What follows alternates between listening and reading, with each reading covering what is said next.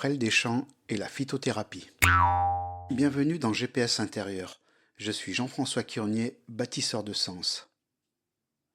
Nous ouvrons aujourd'hui ensemble un tout nouveau chapitre de notre voyage estival. Durant tout ce mois d'août, nous allons endosser le tablier du maître charpentier. Nous allons inspecter les structures portantes, sonder les bois d'œuvre et vérifier la solidité des ossatures qui soutiennent votre vitalité. Avant de poser notre premier bilan, prenez un court instant pour vous abonner à notre atelier de réflexion et partager cet épisode autour de vous. C'est votre engagement qui permet à notre cordée de bâtisseurs de s'étendre et de consolider ses fondations semaine après semaine. Quittons un instant la douceur des vergers de juillet et tournons notre regard vers les sols sablonneux et humides, là où la nature installe ses structures les plus anciennes et les plus résilientes. Imaginez une plante étrange, discrète, qui pousse au bord des chemins de traverse, loin de l'agitation des cultures intensives. Elle n'a ni fleurs colorées, ni feuilles charnues. Elle se dresse droite, segmentée, rugueuse au toucher, articulée comme un échafaudage miniature. C'est la prêle des champs. Regardez-la avec l'œil d'un ingénieur ou d'un bâtisseur.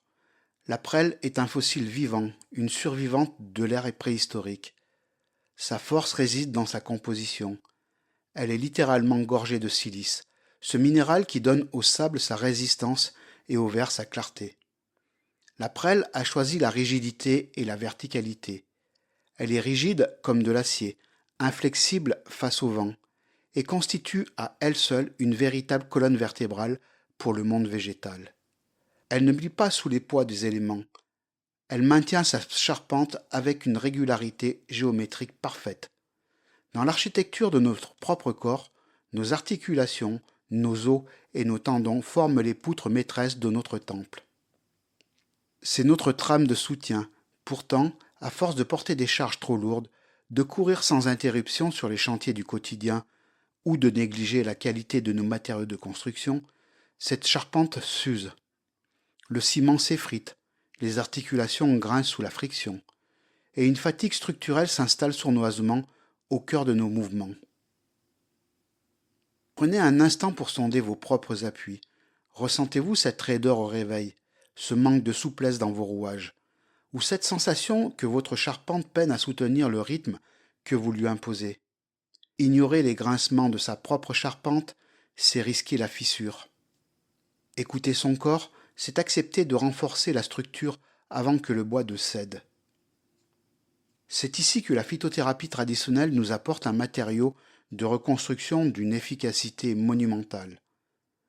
En utilisant la plante totale séchée, nous bénéficions de la totalité de ses principes actifs. La prêle des champs n'agit pas comme un simple cache-misère superficiel. Elle intervient comme un fournisseur de matières premières de haute qualité. Sa richesse exceptionnelle en silice organique agit comme le véritable ciment de notre trame conjonctive. Elle aide à consolider les os, à redonner de la résistance aux tendons et de la souplesse aux articulations fatiguées par les excès d'effort.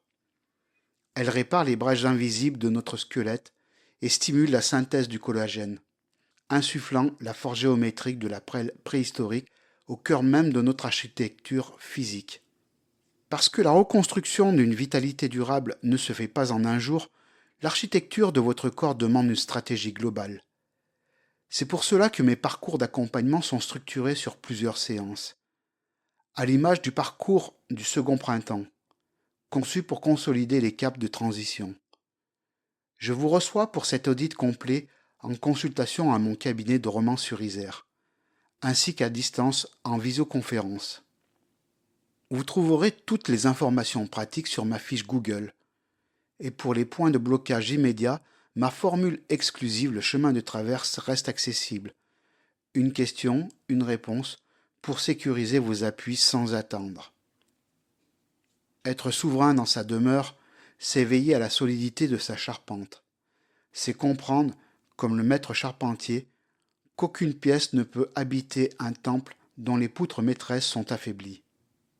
D'ici notre prochain rendez-vous le 10 août, où nous analyserons la puissance inflexible du chêne à travers la subtilité des élixirs floraux, apprenez à couler un ciment solide dans vos fondations.